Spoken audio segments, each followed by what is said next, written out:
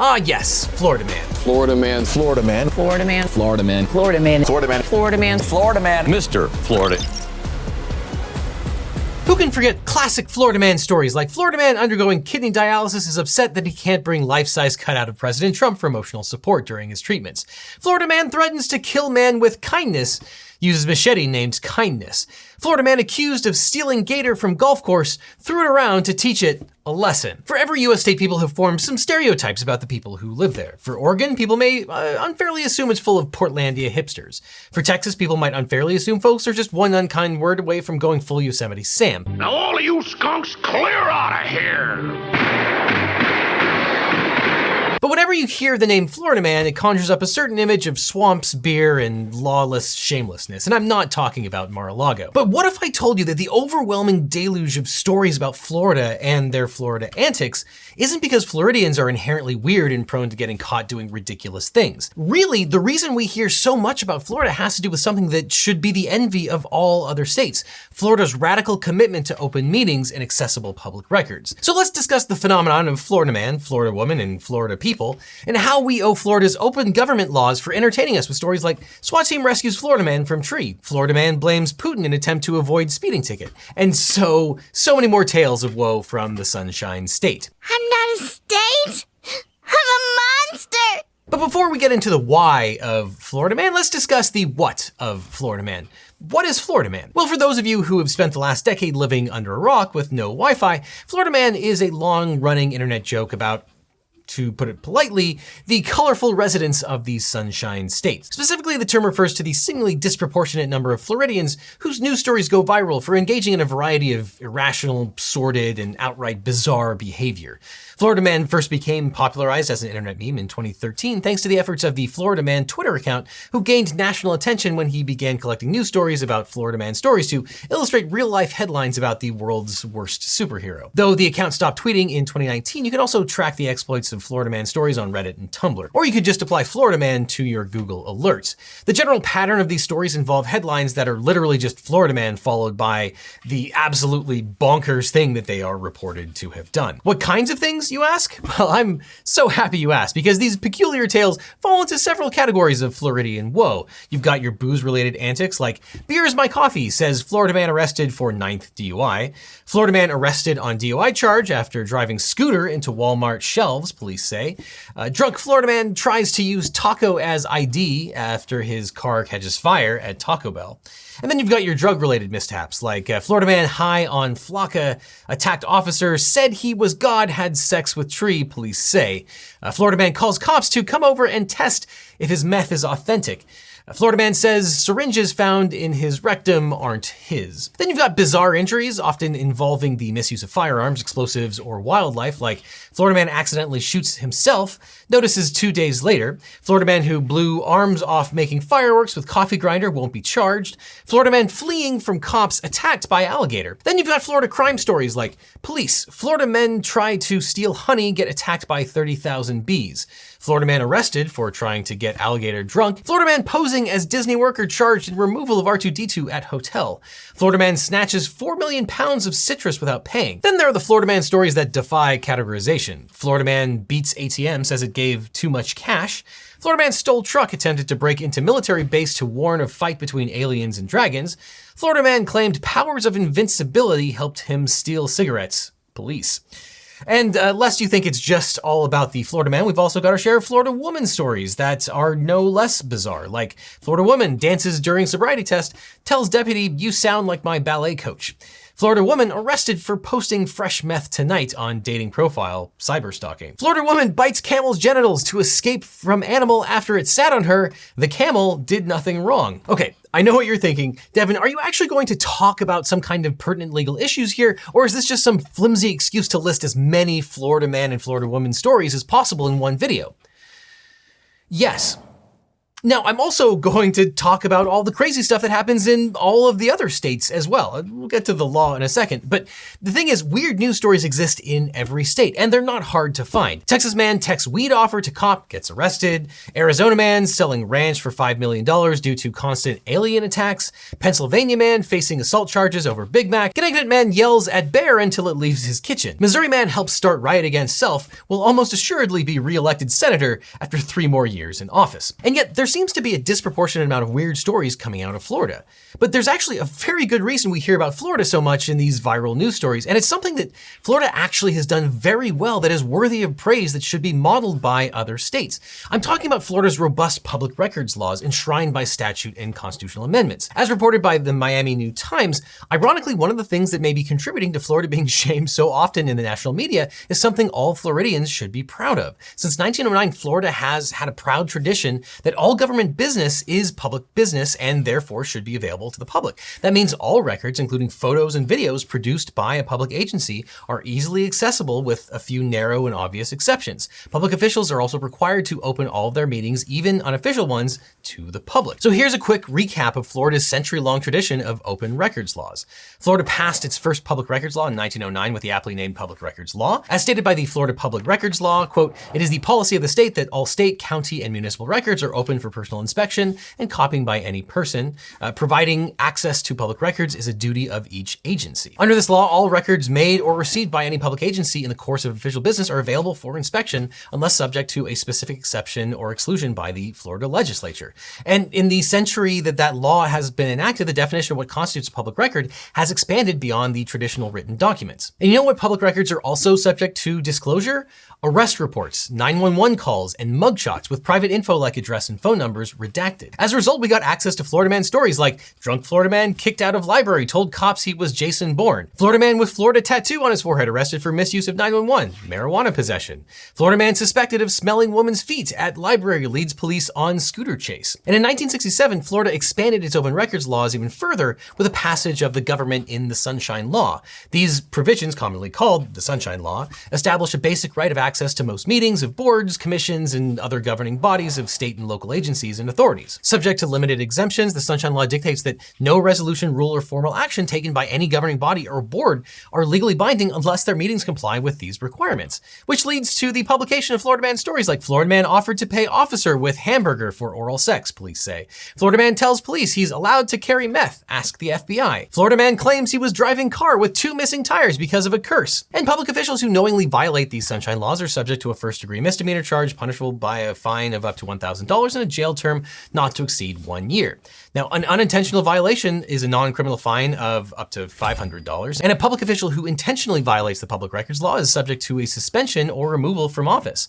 And attorney's fees and court costs are available to plaintiffs that prevail in a civil suit for access. And since 1967, Floridians have repeatedly voted to enshrine open government principles into the state constitution.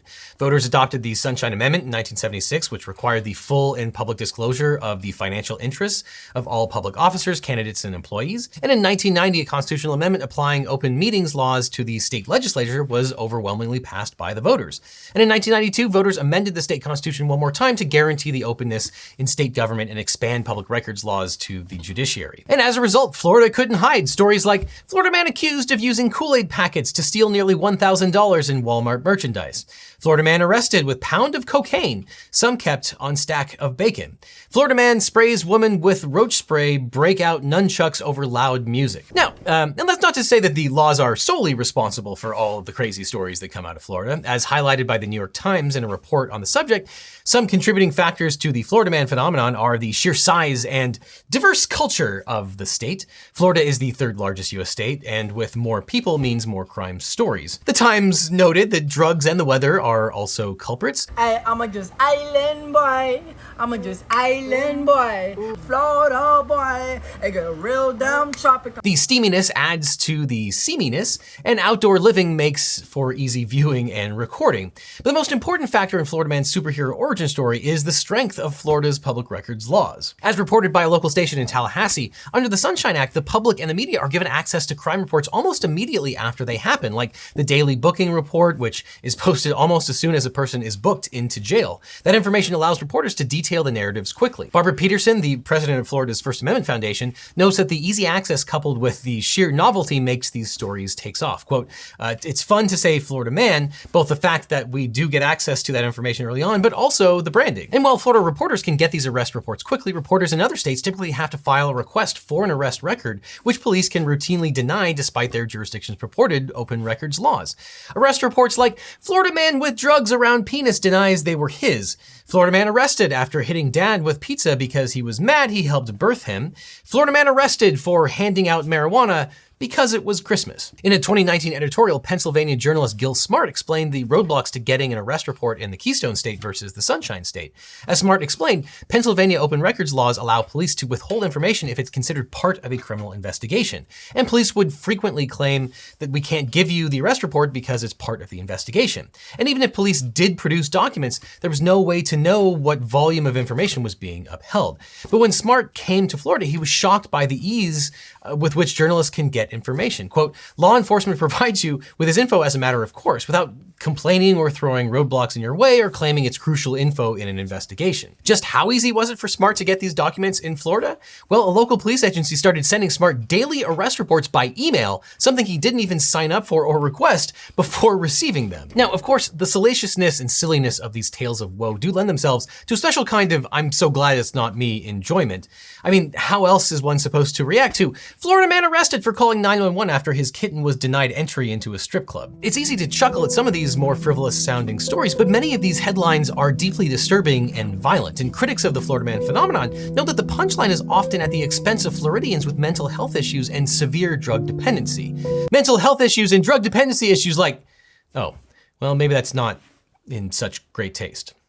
And it's easy to forget that every Florida man or Florida woman story involves real people, and it's important not to overlook the seriousness of their alleged crimes. Even the creator of the Florida Man Twitter account has regrets about his role in popularizing the meme. For 36-year-old Freddie Campion, who was raised in the United Kingdom, Florida represented a kind of pure, undiluted Americana. Quote, I never thought I was making fun of Florida because Florida is America. It's made up of people who moved here 5 years ago. Even when I think of Florida Man as a character, he moved to Florida after he faked his death in another state. By 2016, 36-year-old Freddie Campion, who was raised in the UK, feared he had lost control of the meme, noticing that, quote, 90% of the stories people were sending me were mean-spirited. In 2017, Campion briefly stopped posting, telling the Washington Post that the comedy felt stale and that he began questioning the ethics of what he was doing. Quote, how much do I want to be a party to essentially making fun of people on their worst day of their lives, even if they have done something wrong?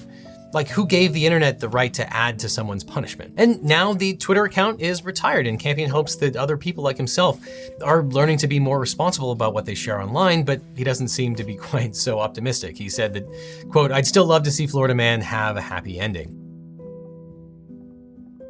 And of course, it's worth noting that a lot of Florida Man stories come directly from arrest reports and other documents containing uncontested facts produced by the police. And of course, the police might have an axe to grind or a certain perspective to promote. And then news organizations that report what the police say without checking any other sources are complicit in this.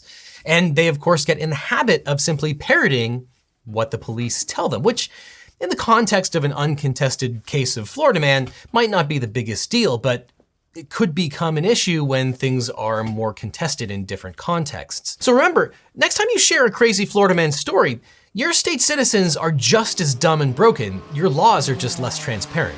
Boom.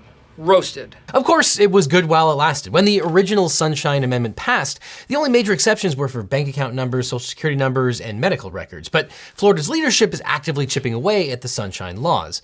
Ron DeSantis is the first Florida governor to claim an executive privilege to keep certain government records secret. The Florida Constitution does not mention executive privilege of any kind, but a Florida trial judge has sided with DeSantis in applying the new privilege to shield emails related to how the governor screens judges. DeSantis has already signed several bills limiting access to information about police and police methods.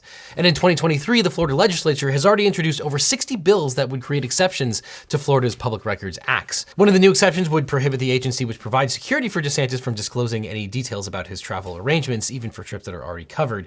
And another would allow courts to seal eviction proceedings upon request of landlords or tenants. And in 2022, DeSantis signed a law creating an exception for information about candidates for college and university presidencies. So Florida's exceptional sunshine law may be as endangered as I don't know, some sort of animal that's endangered in Florida, the hawksbill sea turtle or something like that. Of course, the information that Florida has made public will live online forever, but unlike all of the Florida people, you can get your online personal data taken down with today's sponsor, Incogni. Now, I don't know about you, but I've seen a huge uptick in the amount of spam that I'm getting, and it's no surprise why. Every year, the number and scope of data breaches worldwide are rising. And you might not know it, but there are hundreds of data brokers that possess and sell your personal information, and their numbers are growing every single year.